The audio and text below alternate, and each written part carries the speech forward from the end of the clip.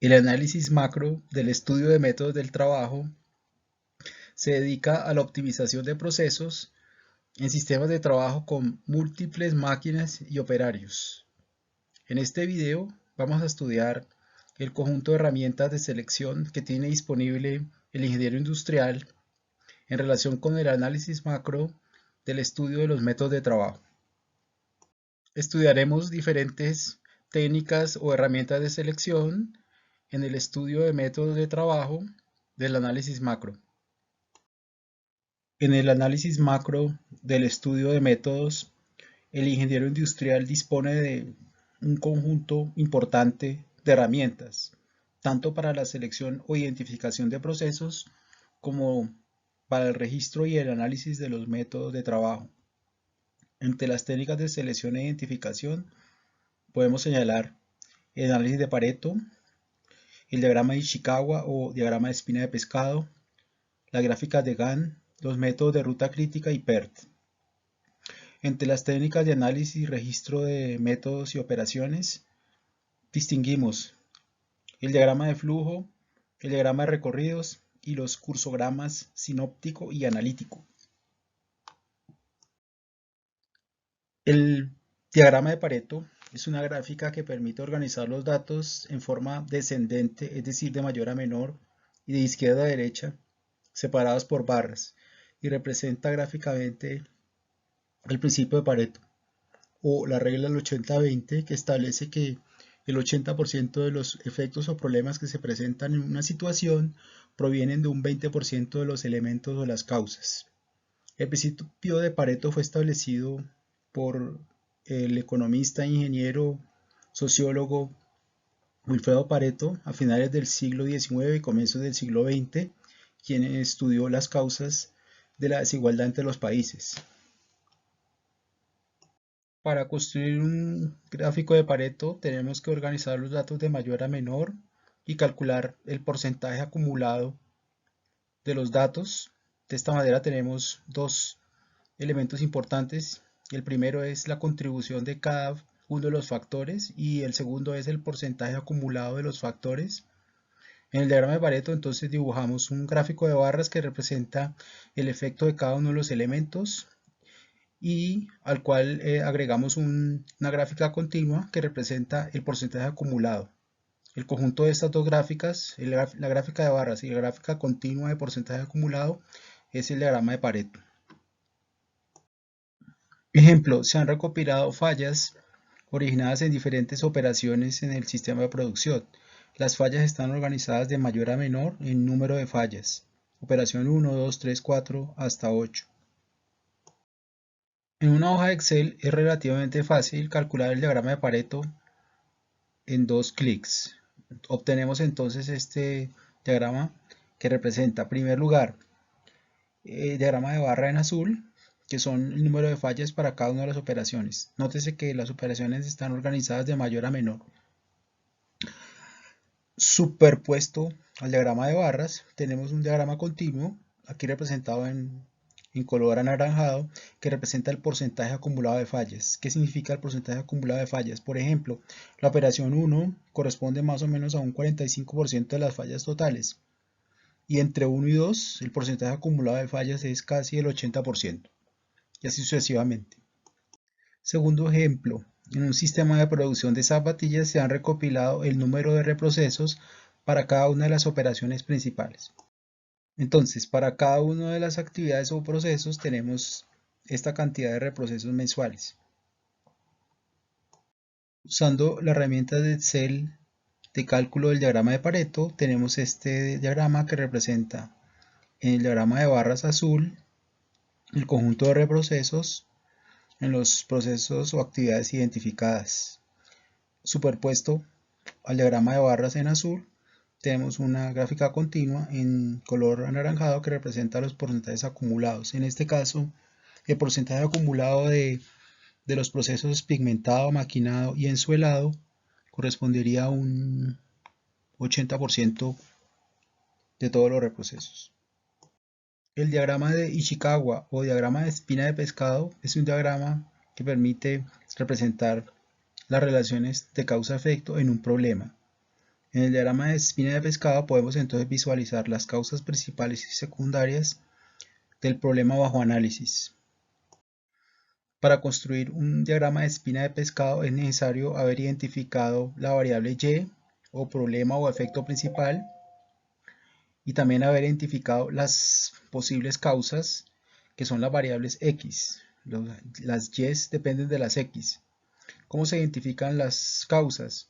Normalmente se establece un ejercicio de lluvia de ideas con el equipo de trabajo y se agrupan entonces las causas en diferentes tipos de categorías. Una forma utilizada de hacer ese agrupamiento es utilizar la técnica 6M, que consiste en agrupar las causas en 6 categorías: maquinaria, mano de obra, método de trabajo, materiales, problemas con las mediciones y el medio ambiente. De esta manera, entonces, cada categoría corresponde a un conjunto de problemas que serían las causas principales o secundarias que afectarían el problema principal.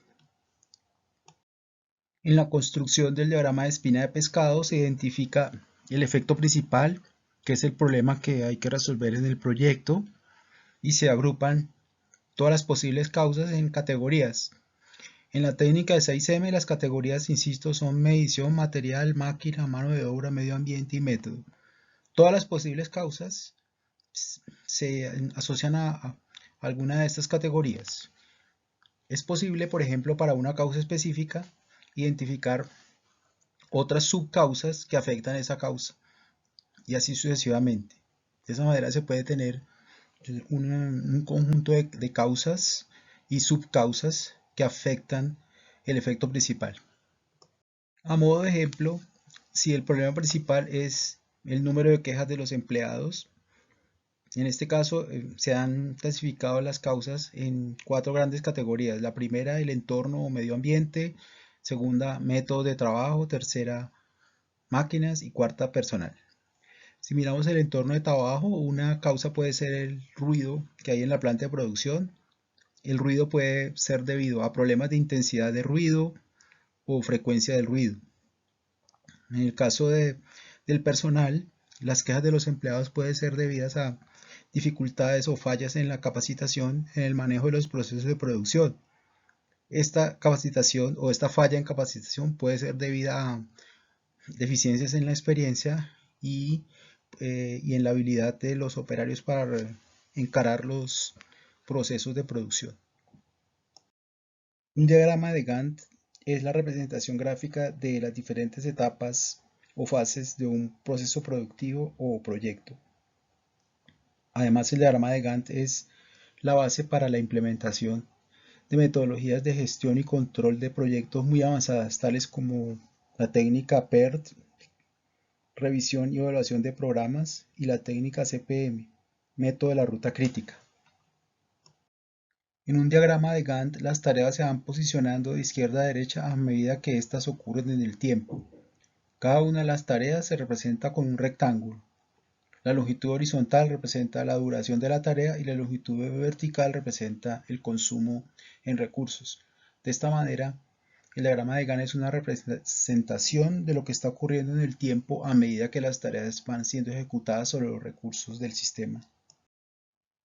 En este diagrama de Gantt estamos representando las operaciones que ocurren sobre una línea de producción conformada por la máquina 1, 2, 3, 4 y 5, ubicadas en serie, relacionadas con la fabricación de los productos 1, 2, 3 y 4.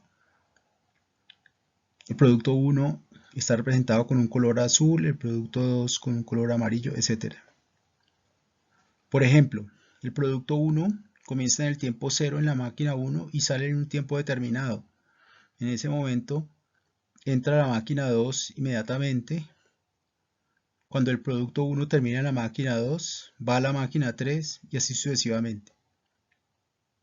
El producto 2 solo puede comenzar en la máquina 1 después de que el producto 1 termina, porque la máquina 1 solo tiene capacidad para procesar una sola pieza a la vez, y así para todas las demás máquinas. Eso significa que el producto 2 solo puede entrar a la máquina 1 cuando el producto 1 termina sobre la máquina 1. Cuando el producto 2 sale la máquina 1, debe esperar en una cola en la máquina 2, mientras el producto 1 termina de ser procesado en la máquina 2. Cuando el producto 1 termina en la máquina 2, entonces es procesado el producto 2 en la máquina 2 y así sucesivamente para todos los productos. En el diagrama de Gantt podemos también representar los tiempos ociosos para cada una de las máquinas, representadas en un color particular acá que se llama tiempo y está marcado como tiempo ocioso. Repito, estos son los tiempos ociosos para cada una de las máquinas. También es fácil identificar los tiempos de espera en cola de cada uno de los trabajos sobre cada una de las máquinas. Esta representación es bastante útil para entender cómo está funcionando cada uno de las actividades o cada uno de los procesos sobre cada una de las máquinas, para cada uno de los productos. Los métodos CPM y PERT corresponden a algoritmos especializados que se utilizan en el cálculo de los tiempos y las fechas de comienzo más temprano y fin a más tarde en planificación de proyectos. PERT significa Project Evaluation and Review Techniques y CPM significa Critical Path Methods. En este curso vamos a enfocarnos en un capítulo posterior a estudiar el método de la ruta crítica. El método PERT no lo vemos en el curso porque es un método que requiere modelos de probabilidad. Los métodos CPM y PERT que se utilizan en el estudio de proyectos se inspiran en varias herramientas matemáticas. Una de ellas es el grafo de secuencia de actividades. En este caso, por ejemplo, el proyecto está conformado por diferentes actividades denominadas con las letras A, B, C, D, E, etc. Cada una de esas actividades tiene una duración y al mismo tiempo hay una relación entre esas actividades dadas por unas restricciones de secuencia. Por ejemplo, la actividad A, que es una actividad inicial del proyecto junto con la B y la C, repito, la actividad A es una predecesora inmediata de D y E. A tiene duración 2 días, por ejemplo, y D y E tienen duraciones de 2 y 1 días. ¿Qué significa esta representación? Significa que D y E tienen como predecesores inmediatos a y por ejemplo D tiene como sucesores inmediatos K y J, los cuales K y J tienen duraciones 5 y 5. Esta herramienta matemática permite entonces representar tanto las duraciones de las actividades como las secuencias de las actividades en términos de sucesores y predecesores. De esa manera se puede estudiar bien el proyecto.